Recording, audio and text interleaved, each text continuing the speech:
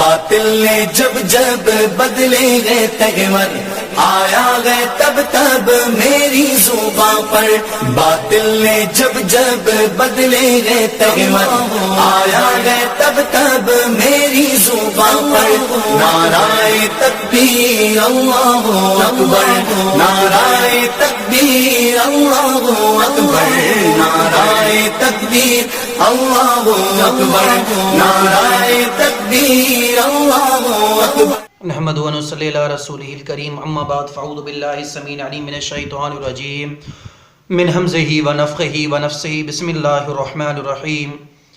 وقال اللہ جل شانہ فی القرآن المجید والفرقان الحمید، یا ایہا الذین آمنوا اتقوا اللہ حق تقاتہ ولا تموتن الا وانتم مسلمون۔ ناظرین و سامعین، صحیح مسلم کی ایک حدیث مبارکہ میں پیش کرنے جا رہا ہوں، جس حدیث مبارکہ سے دیوبندی حضرات دلیل لیتے ہیں کہ پہلے رفع الیدین یہ عمل تھا، اس حدیث کے بعد رفع الیدین منسوخ ہو چکا ہے۔ اللہ اکبر، استغفر اللہ۔ اللہ تعالیٰ سے ڈرنا چاہیے، اللہ تعالیٰ کا خوف ہمارے دلوں میں ہونا چاہیے، اور بالخصوص آل دیوبند کو اللہ تعالیٰ کی ذات سے ڈرنا چاہیے، کیونکہ یہ خیانت بہت کرتے ہیں۔ میرے عزیز، میرے دوستو، صحیح مسلم کتاب الصلاۃ باب الامر بالسکون فی الصلاۃ کی حدیث مبارکہ ہے، جس حدیث مبارکہ کو الیاس گھمن اینڈ آل ٹیم پیش کرنے کے بعد کہتے ہیں کہ رفع الیدین اب منسوخ ہو چکا ہے۔ نعوذ باللہ، استغفر اللہ۔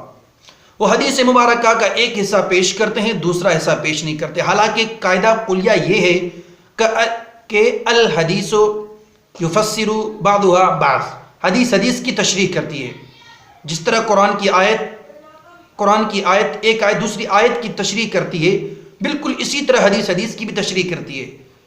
اللہ کے بندو، اس حدیث کو پیش کرنے کے بعد خیانت تو نہ کرو، پوری حدیث تو پڑھو، پوری حدیث تو پیش کرو، حدیث کی دوسری سند تو دیکھو، ایک ہی صحابی سے دوسری حدیث بھی مروی ہے جو اس کی تشریح کرتی ہے، اس کی توضیح کرتی ہے، کبھی وہ بھی تو بیان کرو۔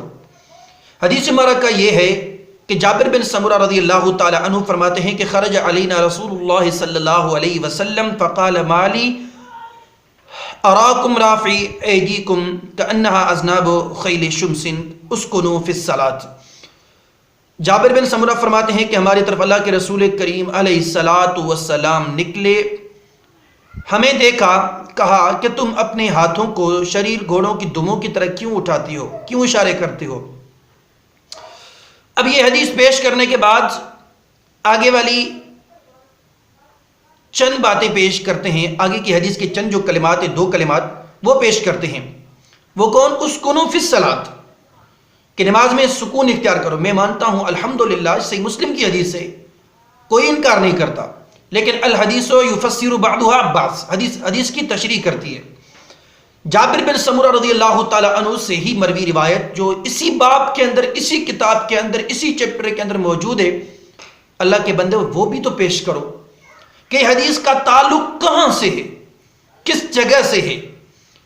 اسی باب کے اندر، کتاب الصلاۃ کے اندر، باب الامر بالسکون فی الصلاۃ کے اندر حدیث موجود ہے۔ جابر فرماتے ہیں کہ یہ ہم جو رفع الیدین کرتے تھے، یہ اشارے جو ہم کرتے تھے تشہد کی حالت میں کرتے تھے، جب سلام پھرتے السلام علیکم ورحمۃ اللہ، السلام علیکم ورحمۃ اللہ، جب ایسا کرتے تھے تب ہم ہاتھوں سے اشارے کرتے تھے، اور اللہ کے رسول کریم علیہ السلام نے اس اشارے سے ہمیں منع کیا۔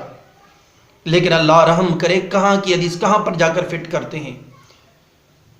آپ الیاس گھمن صاحب کی وائس اور ویڈیو سن سکتے ہیں، دیکھ سکتے ہیں، چند سیکنڈز کی ویڈیو ہے، لیکن اس حدیث کو پیش کرنے کے بعد دیوبند دلیل لیتے ہیں کہ رفع الیدین اب نہیں ہے، پہلے تھا اب نہیں ہے۔ کیوں؟ یہ حدیث پیش کرتے ہیں، آپ لوگ سن سکتے ہیں۔ جو 261 ہجری میں فوت ہوئے ہیں، اپنی معروف کتاب صحیح مسلم باب الامر بالسکون فی الصلاۃ جلد نمبر 1 صفحہ نمبر 181 پہ حضرت جابر بن سمرہ رضی اللہ تعالیٰ عنہ سے حدیث مبارک نقل کرتے ہیں، خرج علینا رسول اللہ صلی اللہ علیہ وسلم فقال ما لی اراکم رافعی ایدیکم کأنها اذناب خیل شمس اسکنوا فی الصلاۃ۔ ہم نماز پڑھ رہے تھے، نبی کریم صلی اللہ علیہ وسلم تشریف لائے اور حضور نے فرمایا کہ تم نماز میں رفع الیدین کیوں کر رہے ہو؟ گویا کہ تم رفع الیدین کرتے وقت ہاتھ اوپر نیچے یوں کرتے ہو جیسے شریر گھوڑا اپنی دم کو حرکت دے۔ جی سامعین و ناظرین، تو آپ لوگوں نے یہ وائس سنی، کلپ سنی، اور آپ لوگ سوچ سمجھ سکتے کتاب دکھاتے ہیں، اس طرح کتاب دکھا کر ثابت کر رہے ہیں کہ یہ حدیث ہے، اس حدیث سے اب رفع الیدین جو ہے وہ منسوخ ہے۔ نعوذ باللہ من قول احنافنا۔ میرے محترم بھائیو، جیسے کہ میں نے آپ لوگوں کے سامنے صحیح مسلم کی 2 حدیثیں پیش کی، ایک حدیث صحیح مسلم کی جابر بن سمرہ والی، اور جابر بن سمرہ سے ہی دوسری سند کے ساتھ میں نے دوسری حدیث پیش کی جو اس پہلی حدیث کی تشریح کرتی ہے، دوسری حدیث۔ لیکن سب سے بڑی بات یہ ہے کہ دنیا کے کسی محدث، کسی فقیہ نے اس حدیث کو پیش کرنے کے بعد ایسا نہیں کہا کہ اب رفع الیدین منسوخ ہے، کسی نے بھی نہیں، بس احناف نے پیش کیا۔ اور دوسری بڑی بات یہ ہے کہ احناف کے خود بڑے بڑے علماء بھی مان چکے ہیں کہ یہ روایت پیش کرنے کے بعد اگر کوئی کہتا ہے کہ رفع الیدین منسوخ ہے تو یہ انصاف کی بات نہیں ہے۔ اللہ نے ان لوگوں سے حق اگلوایا، ذالک فضل اللہ یؤتیہ من یشاء۔ میں دلائل آپ لوگوں کے سامنے رکھتا ہوں، پھر آپ لوگ موازنہ کریے، خود پرکھیے، خود دیکھیے، خود تولیے کہ الیاس اور الیاس کی آل ٹیم یہ کہتی ہے اور ان کی اکابر تو مان چکے۔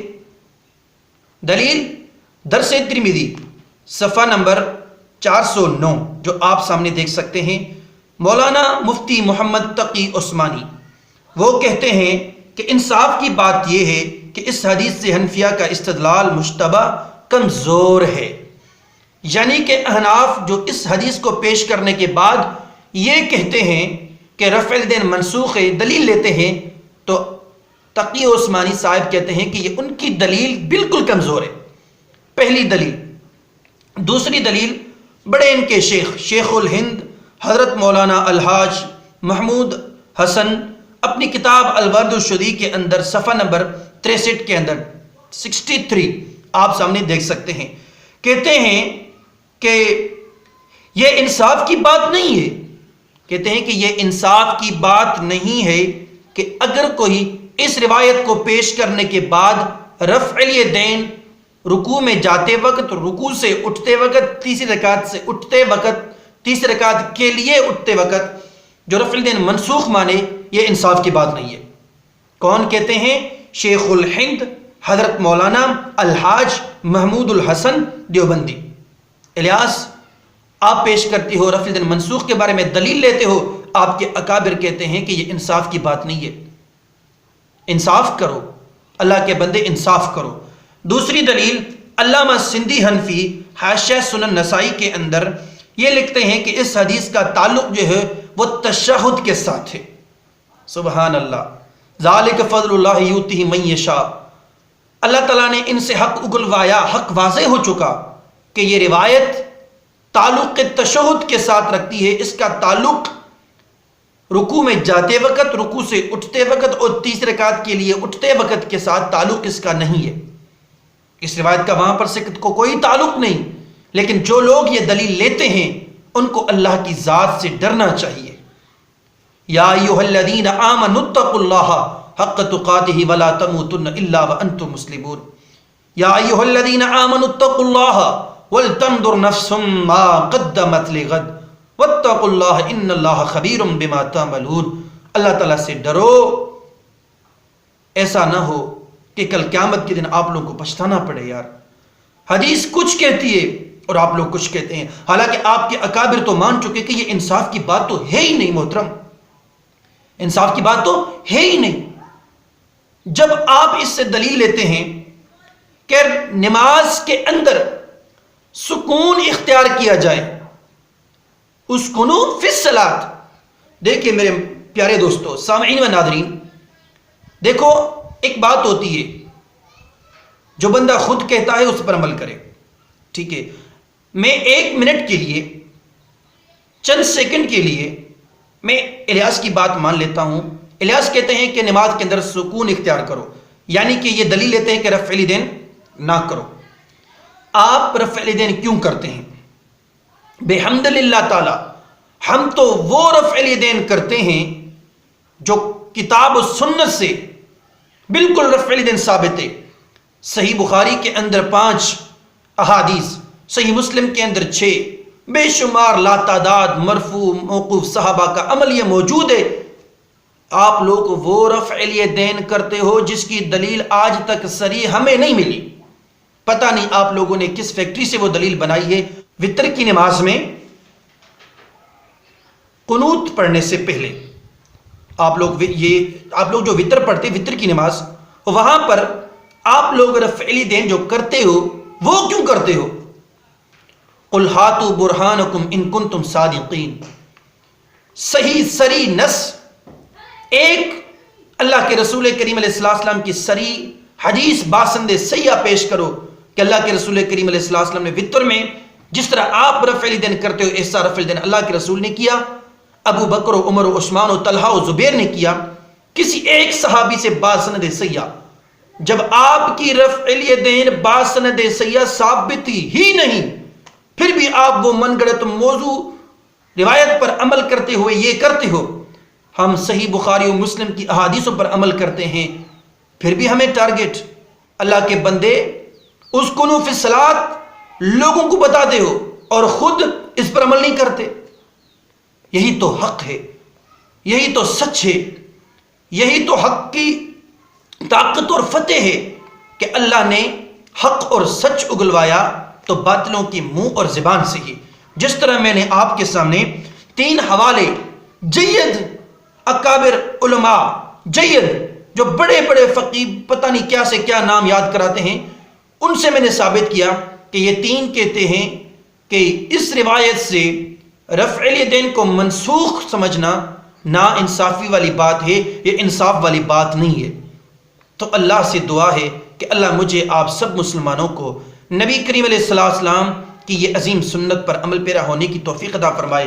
اللہ ان لوگوں کو ہدایت دے، ان لوگوں کو راہ مستقیم پر گامزن کرے جو لوگ قرآن و حدیث سے اپنا مطلب کا مفہوم نکالتے ہیں، اپنا مطلب کا معنی نکالتے ہیں۔ اللہ ان کو توفیق دے، اللہ ان کو ہدایت دے۔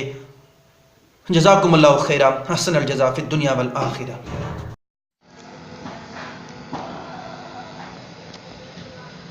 کوئی کوفی مقلد ہو تو میرے سامنے آئے،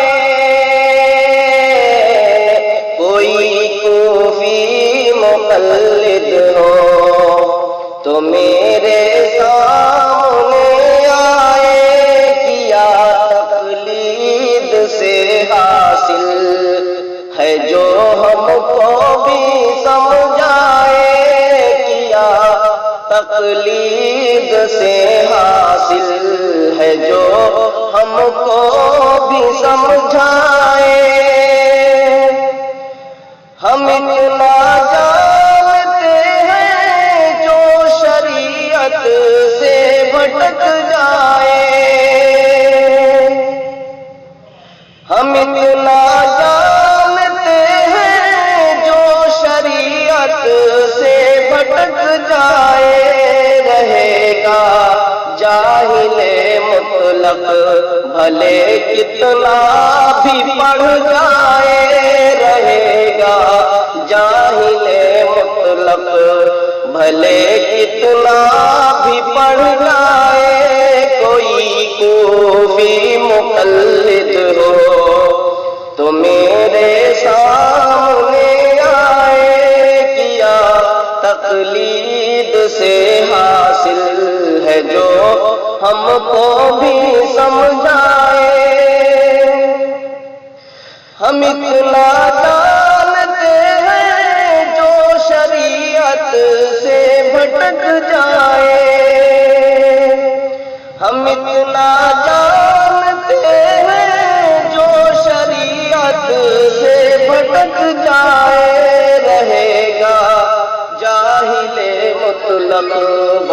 کتنا بھی پڑھ جائے رہے گا جاہل مطلق، بھلے کتنا ہی پڑھ جائے